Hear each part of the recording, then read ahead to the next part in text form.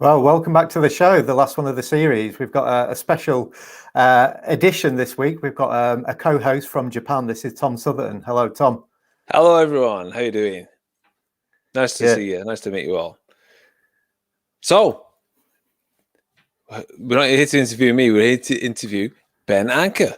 So, who is Ben Anker and what's going on with Ancast? All right. So, Ben, tell us, where did you start off and what did it for you to get into the industry? Well, I really started my broadcast career in London in 2008. So I'd spent many years before that sort of doing post-production, sort of editing videos, doing live events, that sort of thing. But it was never really broadcast transmission work at that sort of level. So I made a real effort in getting the qualifications and the contacts and the applications to really sort of step up and move into what I saw as real broadcast work. So it coincided with the 2008 financial sort of crash. And after applying for loads and loads of jobs, I managed to secure one job in London, and it was the only interview I had in London.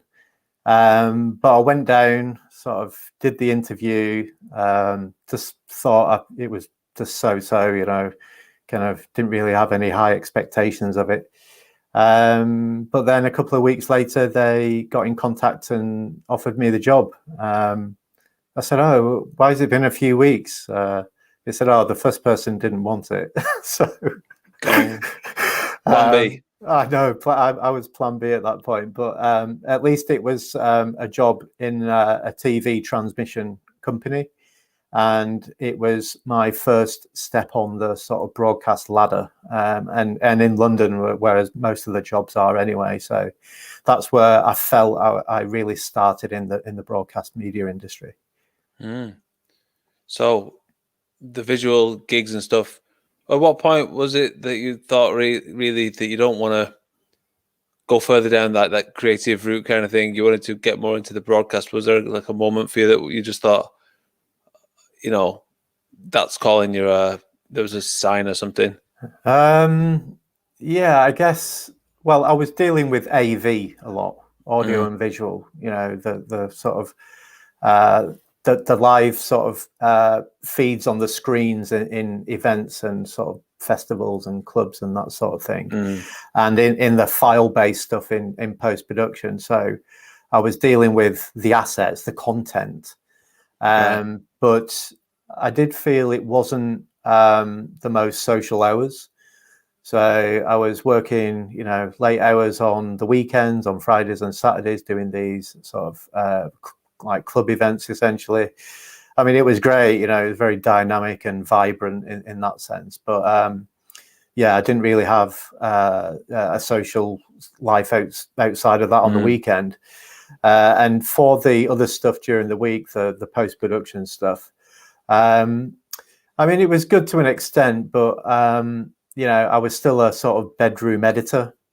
You know, I was producing good work, but it didn't feel like the professional setting that I really wanted to. And the money was okay. I mean, you know, I was managing fine, but you know, I felt it was holding me back as well. So although the clients like the, you know, the value aspect of me having low costs, being a sort of home editing sort of outfit, but yeah, it was just to get away from the antisocial hours, the sort of disjointed nature of moving from, you know, night work on the weekends to day work to different clients every couple of weeks. I wanted some stability as well, so there were a lot of reasons why I had to move on. And yeah, there's a few things calling. I've started getting interested in the networking, the sort of broadcast network, in terms of sort of computer sort of networks, and all the broadcast feeds and video circuits and that sort of thing. So I was sort of getting switched on to another part of that world, and then I just followed it essentially. Yeah. Mm-hmm. So even from the early days, you were already using like a really wide skill set and all kinds of different work that you were involved in, and then getting into broadcast, then you're working on all these new skills again. So even from the early days, it's all a really broad set of skills. How they evolved again, moving, as you've been doing this for a while now. Yeah, I mean, I think that's right. I did sort of class myself as a bit of an all-rounder. So from those university days when I first started getting some client work, some paid client work, I was doing the sort of studio-based post-production stuff, and I was doing sort of live event productions, and I had that real mix. And then once I wanted the stability and to change direction, I then had one particular job role because I was full-time employed in sort of TV transmission operations, essentially. So I had to turn up for my shift and make sure the TV channels were playing out correctly. And it was very much one particular role that I had to sort of concentrate on. And it was fine for, a couple of years. And I learned some new skills as I moved through the different companies. Same sort of role. So it's still TV transmission operations, but then I moved into live sport, started learning, like that's where I really learned about sort of the inner workings of broadcast. And then since then, I've sort of come back to where I was. So I'm now a sort of an all-rounder again. So since going solo sort of 6 or 7 years ago, being a consultant and a contractor and a facilitator, you need those all-round skills. The clients I work with, they like to see that on your CV. They have confidence that you've been to all these different places, you've got all these different skills that you can then bring to their sort of project or program of work. So kind of come right full circle again, basically. Mm-hmm. And as you've kind of moved between roles and, the projects you've been working on, what sort of balance and mix of introductions and connections or just straight up job applications have you done? Is it been a real mix of both, or is particular types of companies do it one way? What have you found in your experience? I think it's a sort of a repeat of what I just explained about the all-round skills, going to one skill and then going back to all-round skills. So early on, I was getting client work by word of mouth. So I was just, at university and coming out of those university courses, I was telling everyone about my skills, and then people would tell other people, and people would know that I'm available to work on video editing projects, on DVD projects, that sort of thing. So that gave me the first taster of, sort of networking in the industry, making contacts and reaching out to people, and, keeping them maintained in a sense. And then during that financial crash and applying for the jobs in London and moving jobs in London, at that point, I dealt with sort of, recruitment consultants, very much application based. So that job I got in London the first time around, the real break I got was just an application I, saw on a website and applied for. And then since coming out of full-time operational shift work, I've got a bit of a mix actually these days. So I keep, good contacts with consultancy firms, with recruitment consultants. But then I've also got my network who, they occasionally get in contact with me saying, are you free at the moment? Sort of looking out for me, because I've kept maintaining that network basically. So now it's a bit of a mix really. So I've got those more formal routes, but I'm also maintaining, those connections that already exist with me on a one-to-one basis. That network, yep. Yeah. It's really important, definitely. Yeah. Great. And what about certificates and any particular, professional certificates that you keep your hand in with? As opposed to like more like university academic qualifications, more from manufacturers and stuff. I guess so. Coming out of university, I did the undergraduate, I did the postgraduate. I don't know whether they actually mean much on my CV anymore, but I think some of the qualifications that I've had since has made some difference. The Cisco networking one made a difference in a couple of interviews. They was asking me about it. And I think some of the other ones helped me transition from a full-time operational shift role to the sort of contractor and consultancy roles. So around that time, I had a rash of qualifications all within 6 months. So, I went on a sort of project management course. I did a business analysis short course. I did an ITIL service management qualification. And I sort of built these into my sort of armory of professional qualifications. I've not had too many like those since then, because it gave me enough to change direction in the industry, essentially. The only other ones I've had since is some AWS cloud computing qualifications, which I thought I really need to. I need to learn this stuff. It's part and parcel of the industry now. So I went ahead and did 2 qualifications in that. I renewed one of them. In fact, one of them's just expired last month in January, actually. So I need to look at that one again. So now it's as and when I see fit, I'll choose a professional qualification and dedicate some time to it. But I think they're always useful. But it's got to be relevant to you and what you want to achieve with it, essentially. Okay, moving on then. I've got a question for you. What gave you the drive to pay it forwards to newcomers in broadcast?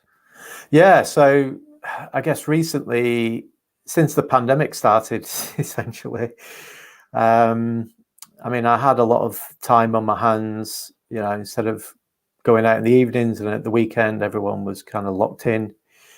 So I just thought, well, is there something I can do to sort of, to help people who would be in the situation I was years ago, that will make it even more difficult for them now?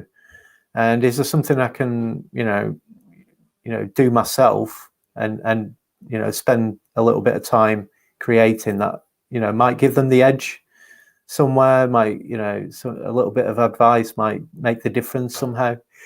So that started filling up my spare time in the pandemic, basically. And yeah, I started with a podcast. I started to sort of look at, is there any sort of free giveaways I can give out, some CV advice or anything like that. So working on that as well. Also, thinking about maybe, is volunteering or sort of mentoring going to be valuable to someone. And then, yeah, possibly, thinking of a book as well, sort of giving the inside track on the industry and giving some reading material for newcomers as well.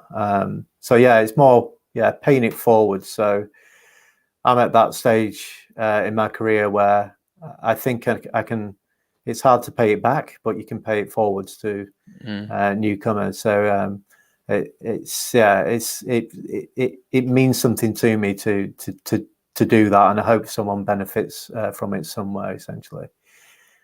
It's great, and it's a good way to stay productive and like channel your energy and your focus and be getting into something much better than dissipating all your energy while you Well, got some yeah, time on your hands, isn't it? Yeah. and just sort of learning some new skills as well. So sort of setting up these interviews, learning a little bit about the podcasting in general. So that's the platforms.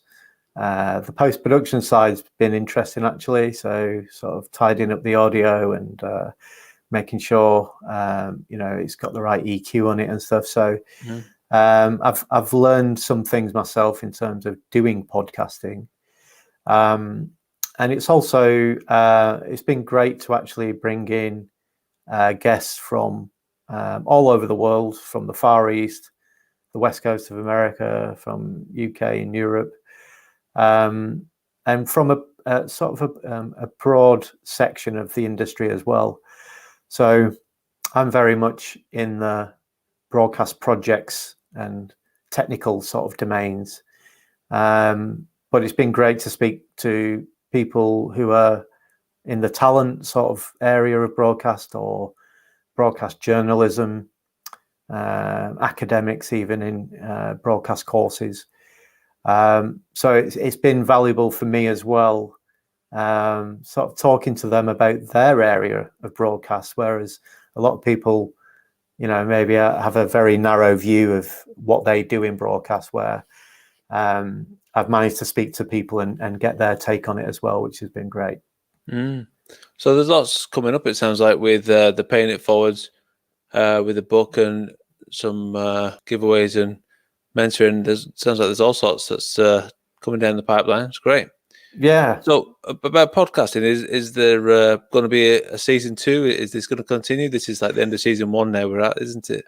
Yeah. So I spent so long constantly, sometimes twice a day, getting guests on to record them, and it was pretty tough going to get through this batch of episodes, but it's been pretty well received, and I've seen quite a few good comments coming in from different places, and already people have been sort of messaging me privately to say, is there any chance I could come on? So I've given a bit of a placeholder to people to say, just hold on there, because I'm going to be thinking of a new series and possibly slightly change the format up. But trying to line up a new series maybe from the summer onwards, when this series runs out. Fantastic. Okay, hindsight is a wonderful thing, Hank. So what's yours? Hindsight, well, I'm just looking back, on my career, and I'd probably say, looking back, I probably wouldn't spend as long as I did doing some of the things I did. So, the sort of bedroom editing, probably wouldn't have spent too long doing that. And also some of the full-time roles I had, I think I spent too long in one particular role. I think after maybe at least 18 months, 2 years, 2 or 3 years, then you could possibly exhaust the role that you're in. So unless you become a manager of that area, or something radically changes in that area, then it's very much you get in your comfort zone. You don't really learn new things. So the hindsight's, looking back, I'd probably just think about how long I'd stay in one particular sort of type of work or role, essentially. Right. And so looking back, what's a measure of success? How have you kind of measured the success in your career for yourself? I mean, success for me is, are you happy doing the work that you do, essentially? When you go to your work in the daytime, are you happy doing that? And I think over the years, then, I've found out what makes me happy in my work, and now it's sort of paying dividends with the success. So it's sort of come from within. So by finding, happiness in my work, that equals success, and one drives the other, essentially. So that's in a nutshell. That's what Brilliant. Success means for me. Yeah. And so if you could talk to your 18-year-old self now, you could look back and talk to yourself with the magic of time travel, what would you tell yourself? Oh wow. I'd say follow your sort of your internal compass on things. If you sort of notice certain flags or certain feelings, gut feelings, some good vibes about something, or something that really sort of sets your interests off, essentially, just follow them, because you tend to be mostly right with those sort of feelings, and you've got to sort of put your trust in something, and making those decisions on which like university course you go on, or which part of the world you move to, or what you want to follow in terms of your broadcast career, then be bold, make those choices, and you can always change your mind later on, but and sort of make good connections with people, even if you're not talking to people about work, and just sort of talking to them about general things. It's sort of the low level networking sort of thing, because people like the personal stuff, so that's one thing, is really develop those soft skills as well as your competency skills as well. Okay. And if people listening want to get in touch, or they want to find out more about what you do and what you're up to, where's the best place for them to head? I guess just the website. So the website is ancast.co.uk, ANCAST, and also maybe on LinkedIn, is Ancast on LinkedIn as well, or if you want to connect to me personally as well, that's the best place to find me. It's LinkedIn's a great place, so feel free to reach out to me there too. Fantastic. Well, that's been Ben Anker from Ancast, our special guest here today. Thanks very much for joining us, Ben. No worries. You've been a great co-host, Tom. Thanks very much. Thank you. Take care. See ya.